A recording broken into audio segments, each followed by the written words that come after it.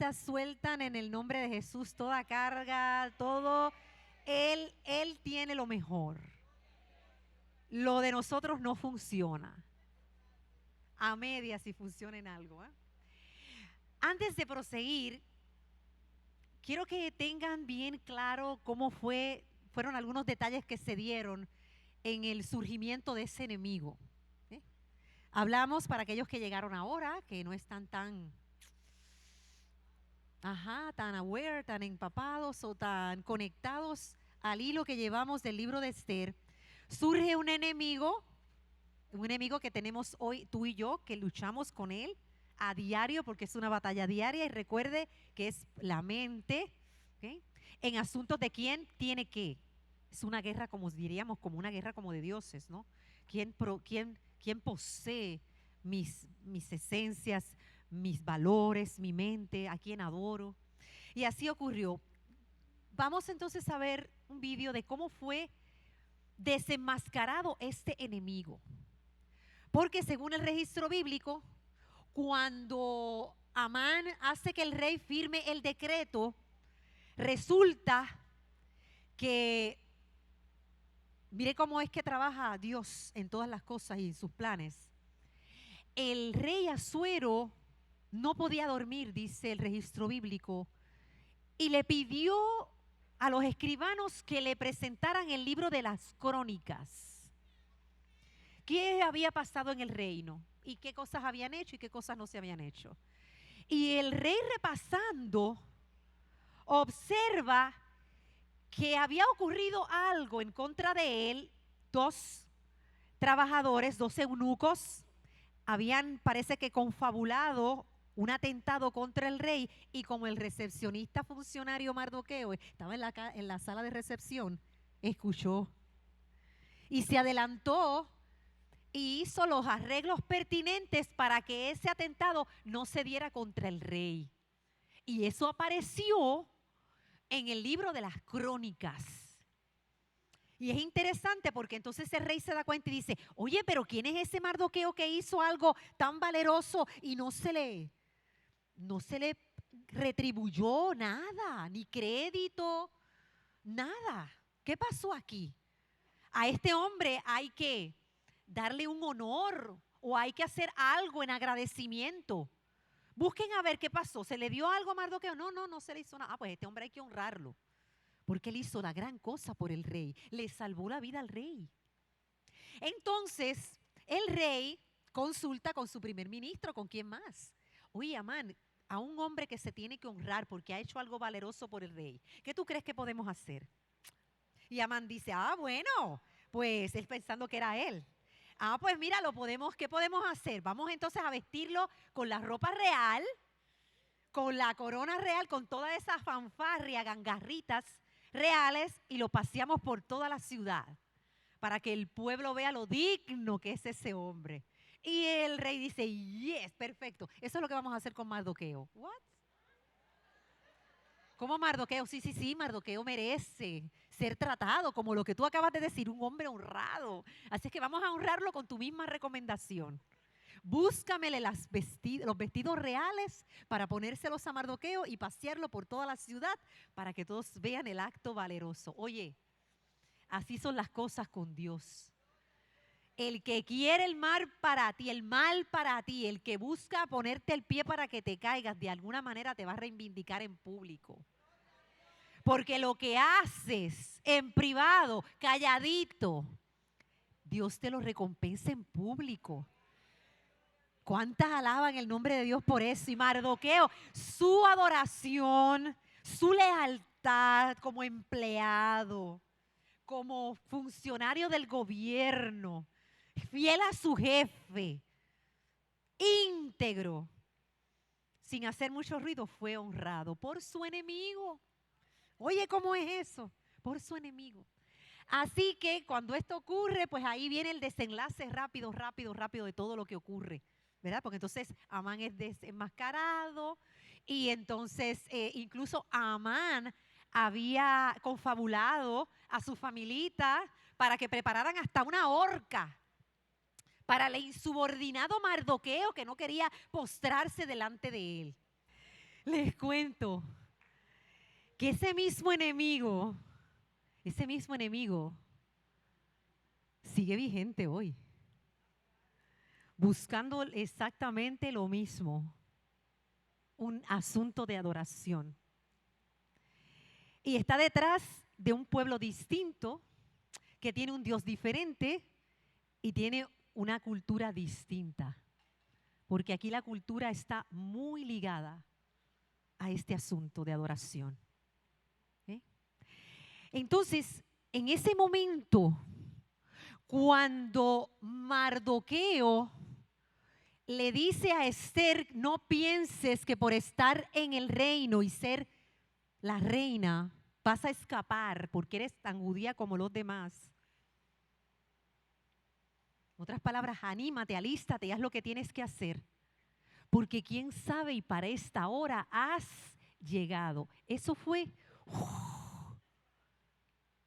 A ella se le abrió completamente el entendimiento de saber entonces cuál había sido el propósito de Dios, haberla llevado hasta ahí.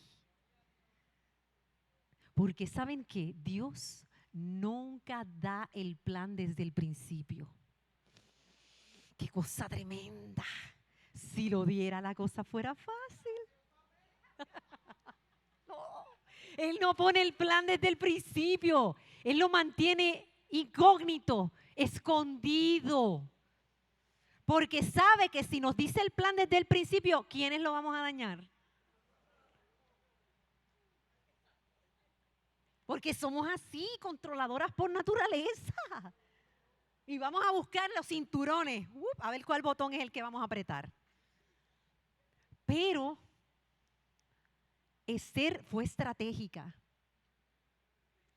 Y el Dios del cielo le abrió cada paso en cada estrategia. Después que ella ora, en esos 3 días ella fue recibiendo discernimiento y programó varias cosas.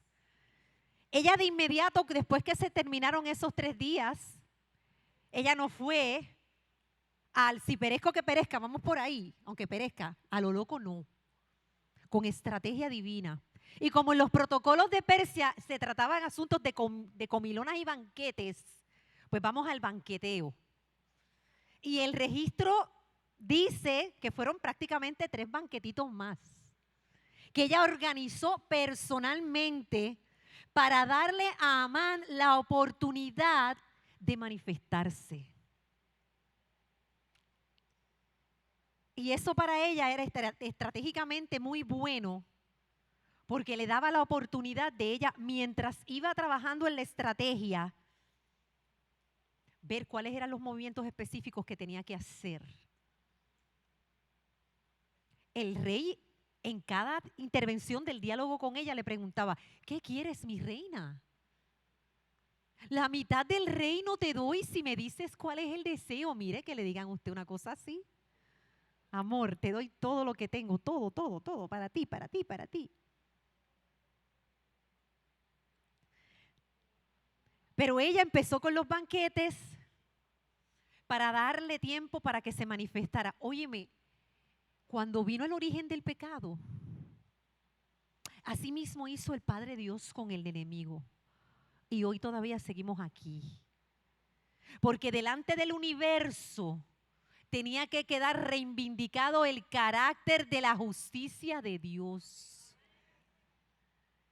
Dígame usted, Dios creador soberano, tenía la potestad, el poder de aniquilar a Lucifer en el mismo momento de haber identificado esa raíz en el corazón con una mirada, ¿cierto? Pero delante del universo tenía que quedar un registro de manifestación. Porque la política del gobierno de Dios y su fundamento es la libertad. Si el adversario hubiese sido fulminado, Dios no hubiera sido un Dios justo. Yo no sé cuánto tiempo usted lleva lidiando con ese enemigo y usted dice, ¿hasta cuándo, Señor? ¿Hasta cuándo voy a tener que lidiar con esto? Los procesos, queridas, son procesos. Y a veces nos preguntamos el por qué. El por qué. ¿Por qué me ha pasado esto 2 veces? En los manejos de duelo, en traumas y en pérdidas, hay una etapa que es una de las últimas, creo que ya vamos por la 7ª etapa de duelos, que no son lineales, o sea, no es uno arriba y otro abajo. Usted un día está en negación y al otro día está en depresión y después está en aceptación y lo manejo y después al otro día está llorando de nuevo más atrás de cuando llegó la negación. Así son los procesos de duelo. Pero hay una etapa que es la 7ª etapa, que es propósito. Y en la escuela de la psicología dicen que cuando tú estás manejando ese duelo y después de aceptarlo, no te puedes quedar con el aceptarlo y ya. Tú tienes que trascender y ver que ese proceso doloroso fue para darte a ti sentido de propósito y una autoridad que solamente te la da ese proceso de dolor. Y que te hace a ti una persona con la autoridad de poder hablar del asunto y ayudar a los demás, porque nadie lo ha vivido como tú.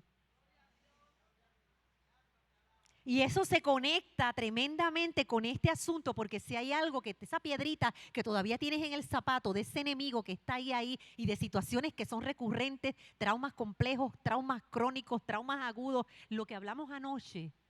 Y tú te preguntas para qué, hay un propósito que te va a dar una autoridad para tú poder hacer de ayuda para que otra persona pueda sanar, porque la otra persona no lo va a entender tan igual ni en un libro de texto como cuando se lo dices tú con la autoridad que te confiere ese dolor. Y esa es la gran diferencia de este manejo en esta etapa. Se recomienda, por ejemplo, hay cuidadores que pierden a sus seres queridos por un cáncer.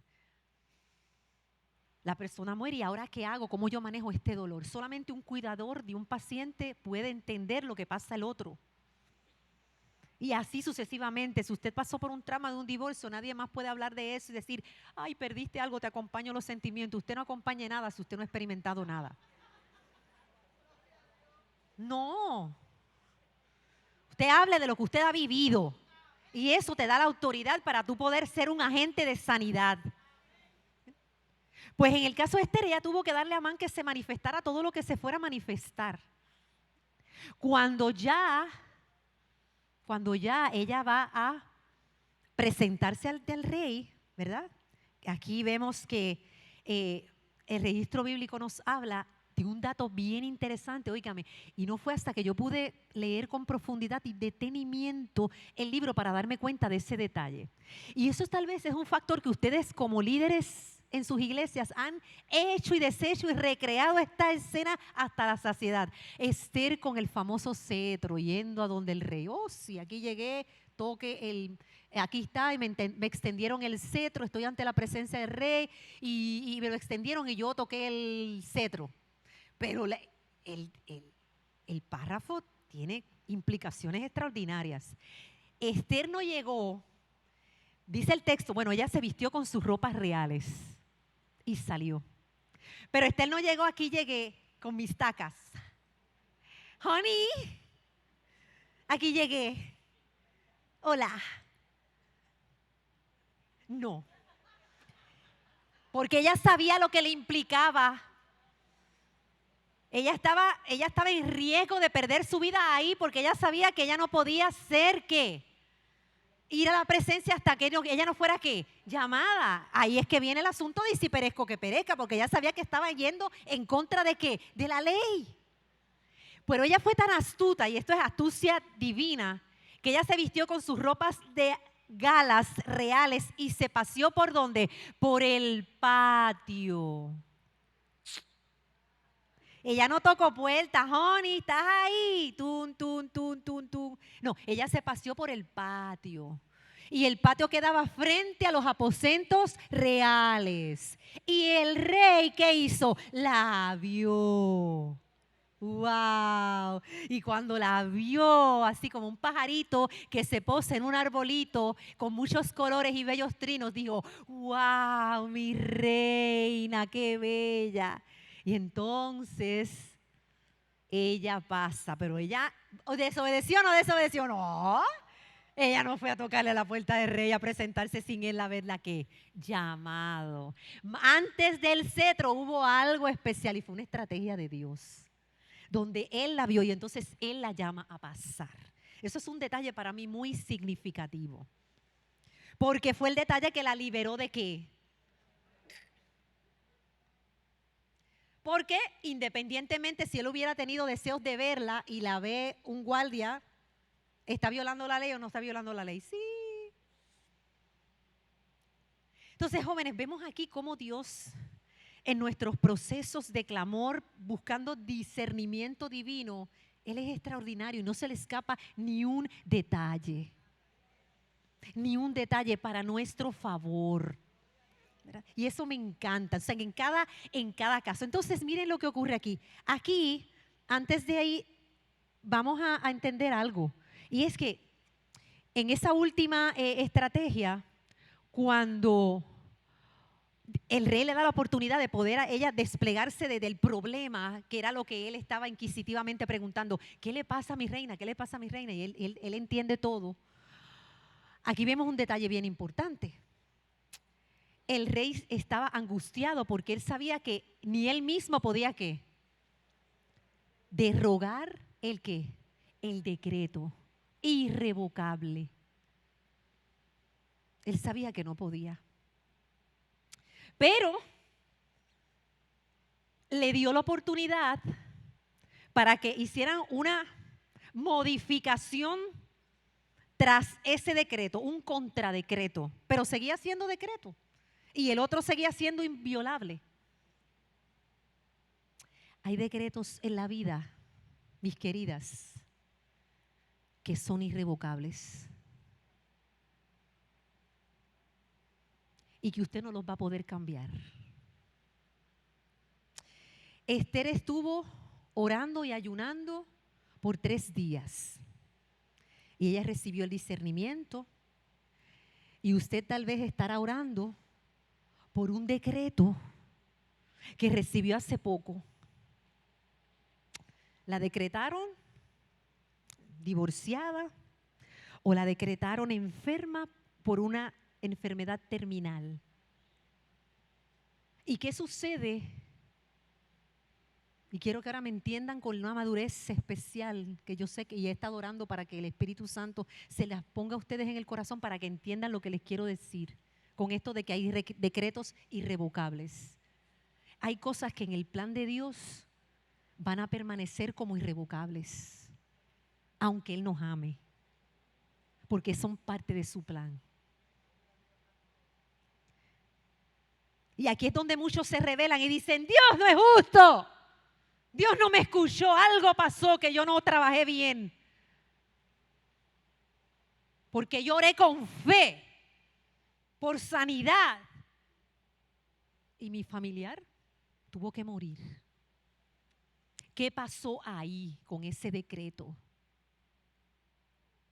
Porque hay decretos que no van a poder ser revocar. Punto. En el plan de Dios eso es así. Usted puede haber recibido un decreto similar al que yo recibí. Yo no pude tener hijos. Pero miren cómo fue el asunto del proceso de este decreto. Este decreto me lo dijeron desde que yo era bien joven, ya estaba decretado. Paciente de endometriosis estadio 5. No había muchas esperanzas.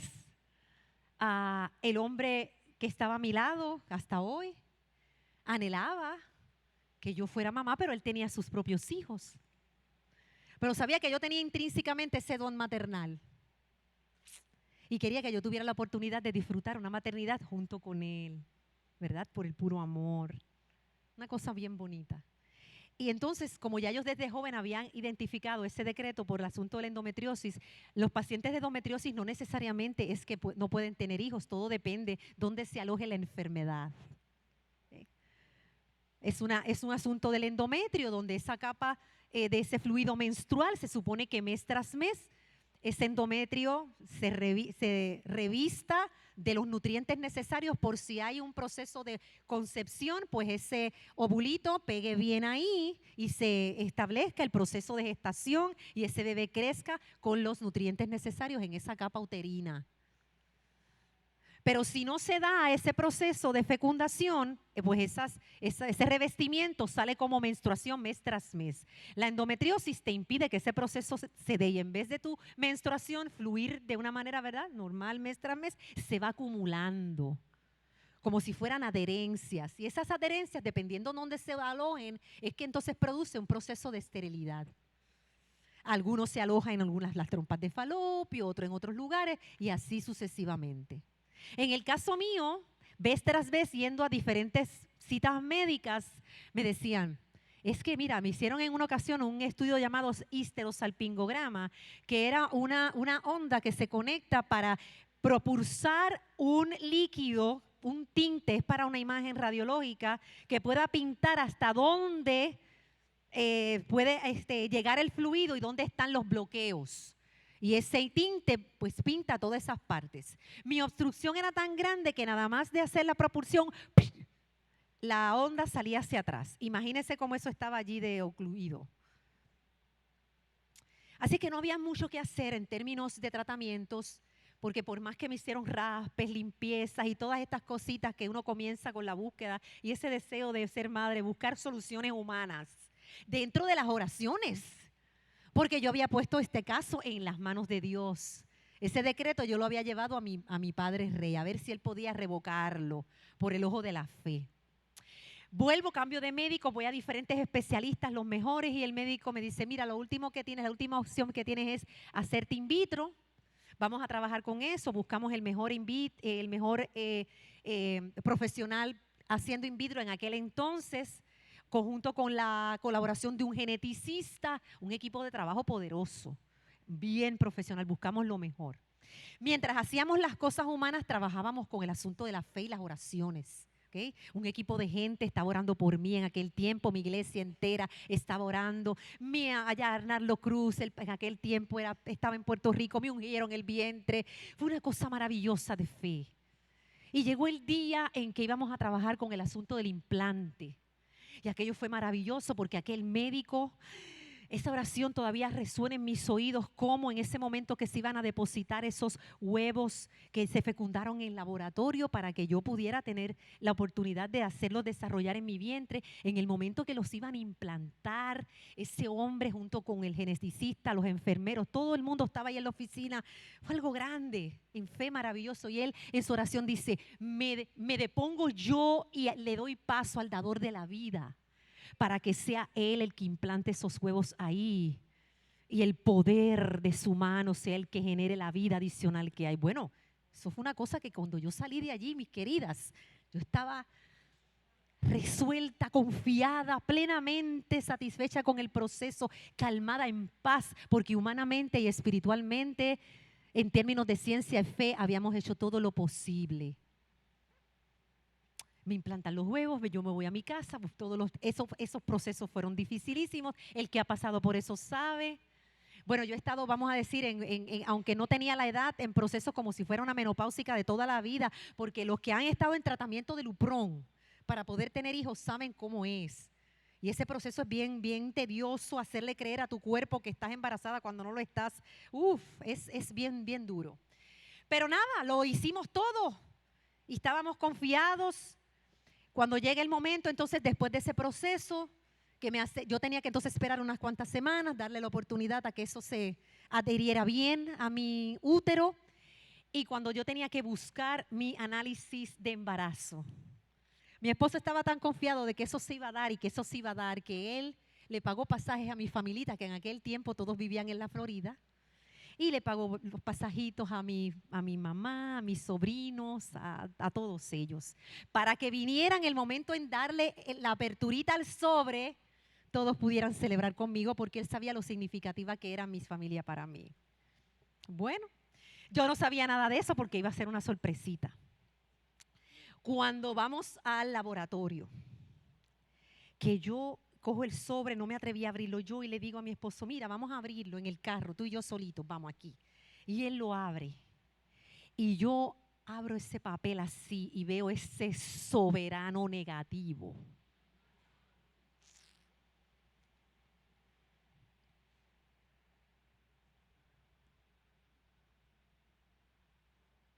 Ahora yo puedo hablar sin llorar. Pero no fue tan fácil poderlo verbalizar. Yo lo único que dije fue, envuelta en llanto, 0 palabras. Hasta que llegamos al lugar, a nuestro apartamento en aquel momento. Y abrazados llorando le dije, yo no sé nada de fe a Dios. Yo le dije, Señor, yo no sé nada de fe. Yo no sé nada de fe, yo no entiendo cómo es esto de fe, de orar y pedir y buscar y hallaréis y llama y te van a abrir. Ese versículo ahí perdió todo tipo de significado para mí. Porque había un decreto que no se revocó. ¿Me entiende lo que le quiero decir? Y hay decretos en la vida que usted no va a poder revocar con Dios porque ese es su plan. Para yo poder entonces hacer las paces conmigo misma en asuntos de fe me tomó un tiempo de pelea con Dios, ¿sabe? Ahorita estaba hablando allí con muchas muchachas porque dicen, no, porque es que yo peleo con Dios. Yo digo, ¿y con quién más vas a pelear? ¿Más te vale que pelees con Él? A Él no le va a molestar. Porque de esto es que se trata. Eso usted lo trabaja con el que lo tiene que trabajar. Aunque usted esté en desacuerdo. Y hay esos son los decretos de la vida que van a ser irrevocables. Pero, miren qué interesante, porque entonces dentro de ese plan de Dios, a todo esto les cuento que estuvimos llorando y llorando los dos juntos abrazados sin decir nada más, solamente las únicas palabras que salieron de mi boca fue, yo no sé nada de asuntos de fe. Y de momento, tum, tum, tum, tum, tocan a la puerta y yo oigo los gritos de mis sobrinos. ¡Titi, titi, titi, titi! Felices. Yo no quería ver a nadie. Yo no quería saber de nadie. Y yo miro a mi esposa y le digo, ¿cómo es? Sí, mi amor. Están ahí. Ay, qué terrible. Luego del paso del tiempo, he podido entender la soberanía de Dios. Y les digo esto, querida, su plan es perfecto. Y aunque en aquellos momentos, cuando uno está en esos procesos de búsqueda, de que los decretos se absorban, se derroquen, viene mucha gente con una gran intención y empiezan a darte terapia. Y te dicen, ay muchacha, de lo que Dios te está librando. Lo mejor que te ha podido pasar es eso, porque fíjate, estos tiempos están tan malos y hay de las que críen en estos últimos días. Mira, los muchachos son un problema. Las madres sufren mucho. Dale gracias a Dios. Mire, querida, no dé terapia de esa manera. No dé terapia. Porque eso lo que hace sentir a uno es el más inepto del mundo. Pero tú y yo en mi mente, sí, gracias. Usted me va a decir a mí que Dios le dio paleta a media humanidad y que a cada mujer le dio una paletita y a Damaris, la inepta, no puede criar en el tiempo final. Usted entiende cómo somos los humanos, ¿verdad? Pero todo el mundo puede criar y yo no. Entonces, bueno, espérate, entonces, ¿qué estamos hablando? Pues eso como que pone a uno más, ¿verdad? Así es que las terapias aquí no valen. Aquí lo que vale es, mire, usted encontrarse con el propósito de Dios, que no revela el plan nunca desde el principio. Entonces yo pude ir entendiendo que fue salvífico como todo lo que Él hace, ese decreto para mí. Y yo ahora, Él me lo hizo saber con amor, que eso no era parte de sus responsabilidades en este propósito de Él para mí. Esa no era mi responsabilidad. Y yo le digo con toda honestidad, si Dios me hubiera dado hijos, yo creo que mi salvación peligraba.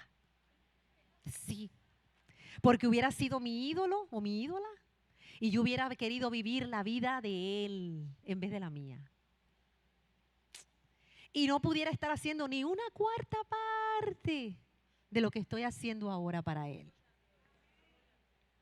Sé que estoy tranquila, estoy en paz con mi decreto, Pero mire qué interesante que aquí Dios no se queda así, porque en este caso con el momento Esther, aquí hubo un contradecreto y el rey entonces le autorizó a los judíos, según el capítulo 8, a que ¿qué?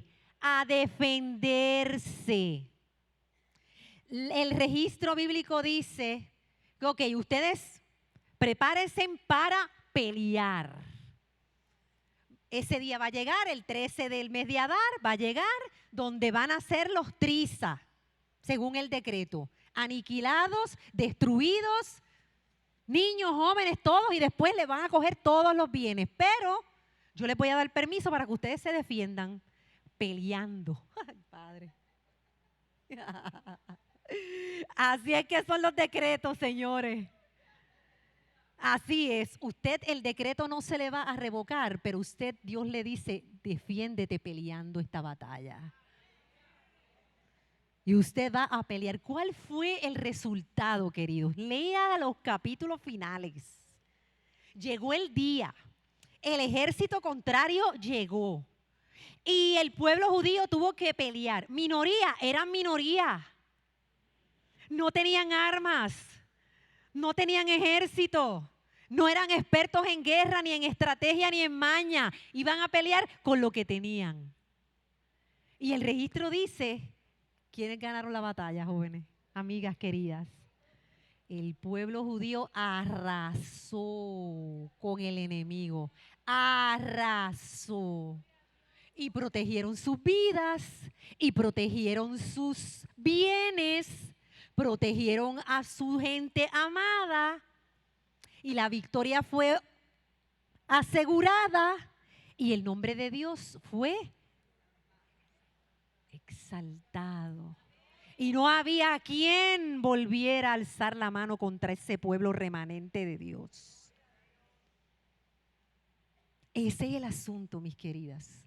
Y así nosotros tenemos que trabajar con esto de los decretos no revocables. Cositas que no van a cambiar humanamente, pero que Dios te ha mandado a ti a batallar con ellas.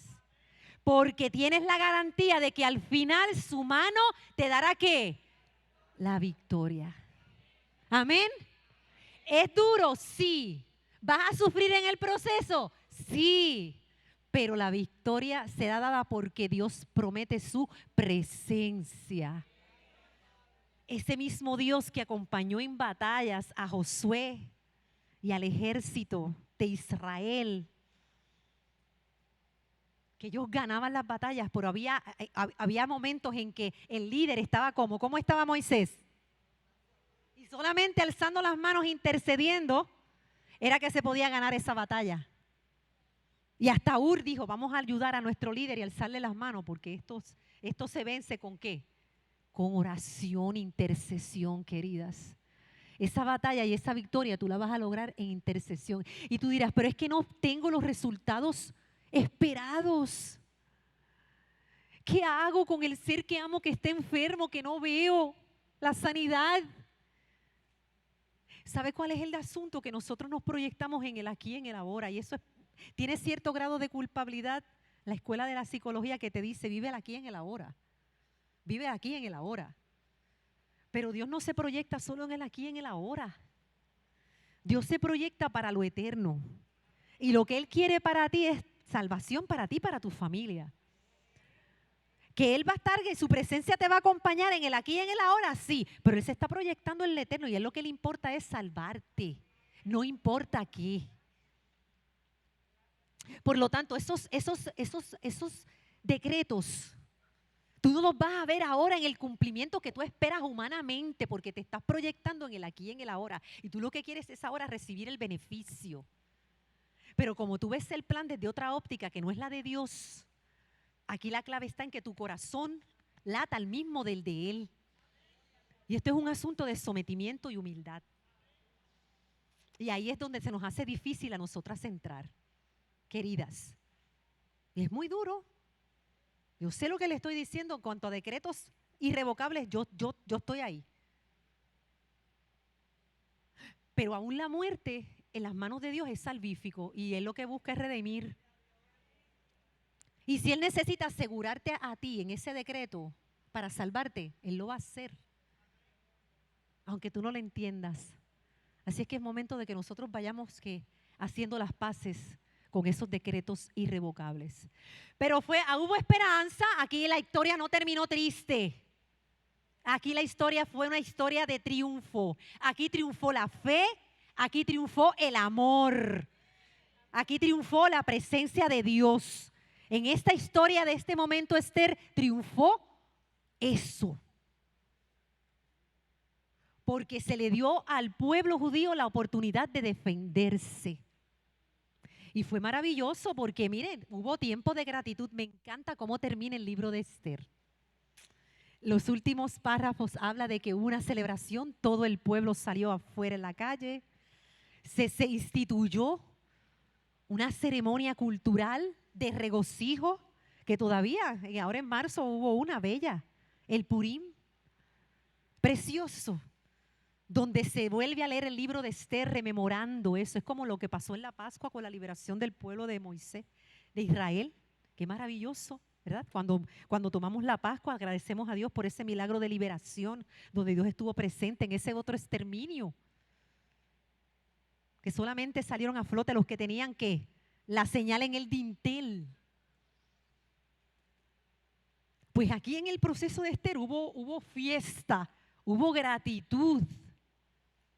Y todavía hasta hoy se celebra esa fiesta del Purim, agradeciendo a Dios por esa intervención milagrosa. Yo les dije a ustedes que aquí va a haber milagros.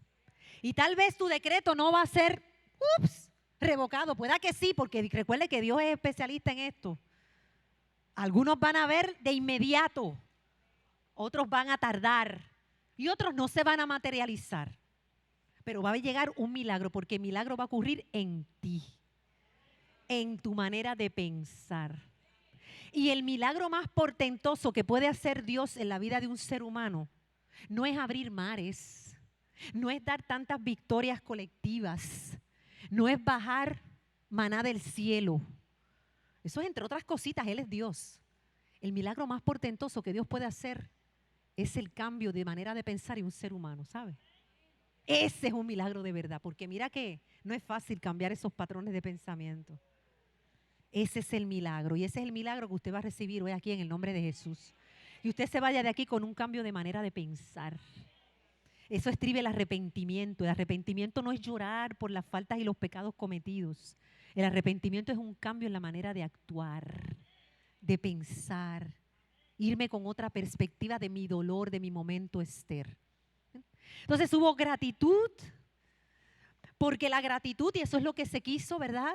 Sellar con broche de oro en ese cuento final, y fueron felices para siempre. El primer ministro fue Mardoqueo, subió de rango en el palacio, ¿verdad? Y allí se fomenta la gratitud, porque la gratitud, querido, y es parte de las estrategias de afrontamiento, de manejo de dolor y de trauma. La gratitud es una emoción que lo cambia todo. Una persona que tiene un corazón agradecido, aunque esté en el dolor más difícil, en el momento Esther más duro, si usted tiene un espíritu de gratitud por lo que Dios ha hecho en el pasado y lo que sigue haciendo en su vida, usted lo va a manejar mejor. Tenga un espíritu de agradecimiento. ¿Por qué es una emoción que lo cambia todo? Porque mira, cuando tú vives en el modo gratitud, mira si te cambia la manera de pensar, que tú ves hasta la gente de manera diferente. Cuando tú vives en modo de agradecimiento, tú evitas algo que produce un daño mental increíble, especialmente en estos tiempos digitales, donde hay tanta exposición a lo que la gente hace en redes y empiezan las comparativas, y eso mira tu autoestima, porque tú vas a las redes y tú miras, oye, pero qué bien le va a fulana. Se fueron de viaje de crucero y yo aquí todavía estancada.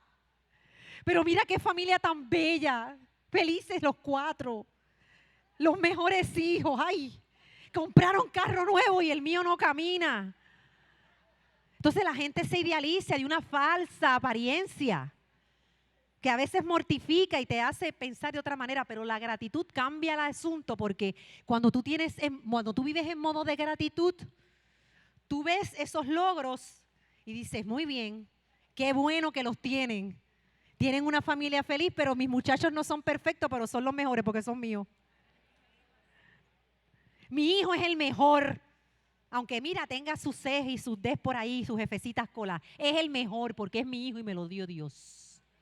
Tengo el mejor carro porque lo pagué con el sudor de mi frente. Y aunque no tiene una crucecita que diga BM, me lleva y me trae al trabajo todos los días. Ese carrito yo lo amo porque me lo dio Dios y es el mejor. Cuando tú vives en modo de gratitud, tu trabajito, tú dices, gracias Señor, porque mira, otros no tienen sustento y yo tengo aquí para llevar el sustento a mi casa todos los días. Y tú vives en agradecimiento. Mi esposito con todo y su barriguita es el mejor porque es el mío. Es bello y precioso. Digo, el mío no está tan barrigón, pero bueno, les quiero decir, ¿verdad? Porque esa es una de las cositas que a los muchachos cuando entran en edad se les pone un poco más inflada. Jóvenes, mis queridas, imagínate lo que hace la gratitud si lo cambia todo, que para nuestro género esto es fundamental. Cuando tú vives en modo de gratitud, las virtudes y los talentos de tus otras congéneres, que son mujeres, no son una amenaza para ti. O sea, en otras palabras, ¿dónde están las muchachas de Morning Star? Y la otra, ¿cómo es Lisa? Pues mira, si ellas son unas tremendas animadoras, pues yo vivo en modo gratitud y digo, ellas no son una amenaza para mí, que yo hace como 15 años que dejé ese asunto. Todo lo contrario, las virtudes de ellas me complementan. Porque Dios le dio a ellas y también me dio a mí. Usted entiende lo que yo quiero decir y yo no tengo que envidiarle el trasero de ninguna, ni las uñas, ni el cabello, porque mi cuerpecito con todas sus debilidades es mío y es lindo y me lo dio Dios. Usted no tiene que envidiarle nada a nadie si usted vive en gratitud, hermanita. Porque Dios le dio a usted lo necesario y se lo dio Él y usted tiene que vivir agradecida de lo que tiene. De sus talentos, entonces en nuestro género no habría competencia. Oye, ¿cómo serían las cosas de diferentes si viviéramos en la gratitud? ¿Entienden lo que le quiero decir, mis queridas? No, así es que es. Entonces, esto del Purín resalta esa herramienta de afrontamiento que es la gratitud que usted no puede olvidar por nada del mundo. Pero más allá de ese tiempo de gratitud, que es un llamado para nosotros hoy a vivir con esa emoción intrínsecamente, tenemos que entender que así como Esther entendió el propósito de esa historia que comenzó con un trauma complejo, de una pérdida grande, para esta hora usted ha llegado con un propósito. Y usted se tiene que ir de aquí entendiendo cuál es ese propósito. Aunque no veas el plan desde el principio, aunque todavía no haya llegado ese momento de Esther de revelación, busca ese propósito inmediato, búscalo. En todo lo que estás haciendo, búscalo, ¿ok? Pero más adelante, tú dirás, ¿cómo yo trabajo en esa búsqueda de ese propósito? Y yo le he mencionado aquí muchísimas cosas, pero aquí hay un factor que usted tiene que llevarlo a la acción y para mí he tomado por consigna este versículo que no es muy conocido porque no está en los libritos de los evangelios ni nada de esos famosos, no está en la lista de los textos famosos. Ese texto se encuentra en Lamentaciones 2:19 y es un llamado a decir que, así mismo dice el texto, levántate. ¿Usted quiere saber ese propósito? Y que el Señor le vaya revelando como Esther. Levántate y da ¿qué? ¿En qué momento? Puede hacerlo durante el día si quiere, pero hay algo especial en las vigilias. Hay algo especial en las vigilias que yo estoy en proceso de descubrirlo espiritualmente y me estoy metiendo de lleno a analizar la vida de los pastores del registro bíblico. A ver qué pasaba en el desierto en las noches de vigilia, donde ellos desarrollaban ese nivel de fe. Porque esto es cuestión de ir de nivel de fe más y más y más. Y hay una correlación entre el asunto de la vigilia y el desierto, todo eso que hace algo de poder. Entonces el versículo me dice, levántate, tú tienes que salir de la posición de víctima, porque el miedo y el trauma te paralizan. Usted tiene que levantarse y sacudirse en el nombre de Jesús. Entonces tú te levantas y empiezas a comenzar esas vigilias. Y miren lo claro de la instrucción. Dice aquí, ¿qué tienes que hacer? Derrama como agua tu corazón ante ¿qué? Ante la presencia del Señor. ¿Qué más dice? Alza tus manos e intercede. Oye, aquí está Esther en este proceso. Por la vida de tus pequeñitos. ¿Quiénes son esos pequeñitos que desfallecen de hambre en las calles? En las calles y en las esquinas de todas las calles. Desfallecen de hambre. ¿Quiénes son esos pequeñitos? Eso es la gente, ese es tu pueblo. Ese es tu círculo más cercano. Esa es la gente que depende de ti. Esos pequeñitos que de alguna manera dependen de ti, ya sea porque son tus compañeros de trabajo, es tu familia más cercana, son tus vecinos, son tus amigos. ¿Ah? Ya ustedes comenzaron a traer a sus amigos para recibir esta bendición en este fin de semana. Eso es comenzar a hacer eso. ¿Okay? Interceder por la salvación y por la vida de esa gente, derramando ese corazón, diciéndole a Él todo lo que sientes y ese propósito que tú quieres encontrar, que así como hizo con Esther, lo vayas revelando. Dios, estamos delante de ti con un corazón en la mano, reconociendo que solo tú, mi Dios, eres el único que nos puedes ayudar a poder vivir el tiempo que nos resta en esta vida, reconociendo que dependemos totalmente de ti y que tu plan para nuestra vida lo debemos reconocer porque es el mejor. Tu voluntad siempre será buena, agradable y perfecta. En el nombre de Jesús, anteponemos nuestras coronas que apenas hemos ganado. No hemos ganado nada. Solo tu gracia y tu amor es lo que nos sostiene. Depositamos todo de nosotros delante de ti para que tú te manifiestes con poder. Que cada dama que ha llegado aquí a este lugar vaya con un corazón intencionado en hacer lo necesario para que mores completamente en su mente, en su cuerpo, y hagas tú lo que tengas que hacer para salvarla a ellas y a sus familias. En el nombre de Jesús. Amén y amén. Hay un himno maravilloso que el worship va a cantar en estos momentos. Y que es precisamente una oración cantada para este momento tan especial. La mujer va en busca de muchas cosas y el mundo nos pide muchas cosas, pero el Espíritu Santo lo que nos pide es pureza. Necesitamos mujeres puras, pureza de corazón.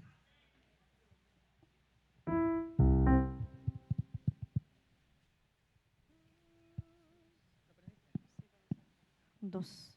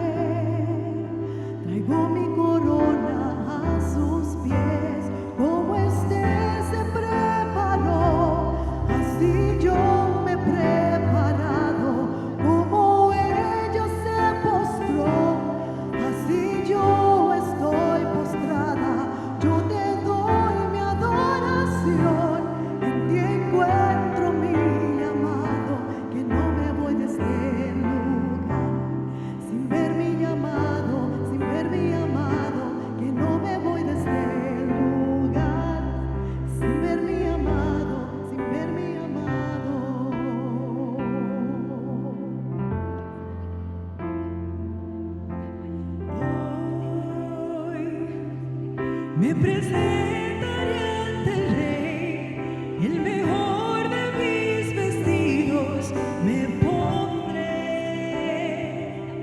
mi perfume más valioso usaré.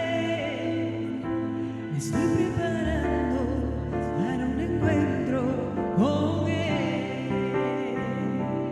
Quiero agradarle a Él, no quiero nada que me distraiga. Quiero agradarle a Él, traigo mi corona a sus pies. Como este se preparó, así yo me he preparado. Como ella se postró, así yo estoy postrado. Yo te doy mi adoración, en ti encuentro mi llamado, que no me voy de este lugar sin ver mi amado, sin ver mi amado, que no me voy de este lugar sin ver mi amado, sin ver mi amado, que no me voy de este lugar sin ver mi amado, sin ver mi amado.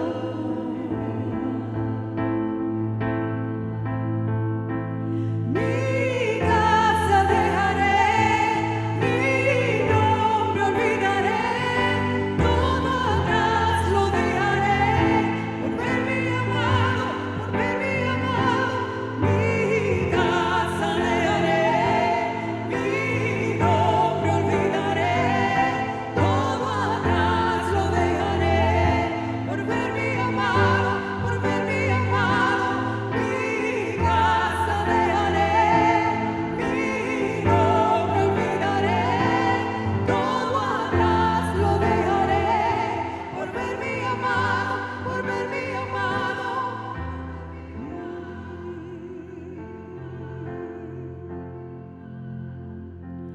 Como este se preparó, así yo estoy postrado. Como ella se postró, así yo estoy postrado. Yo te doy la adoración, en ti encuentro mi llamado, que no me voy de este lugar sin ver mi amado, sin ver mi amado, que no me voy de este lugar sin ver mi amado, sin ver mi amado.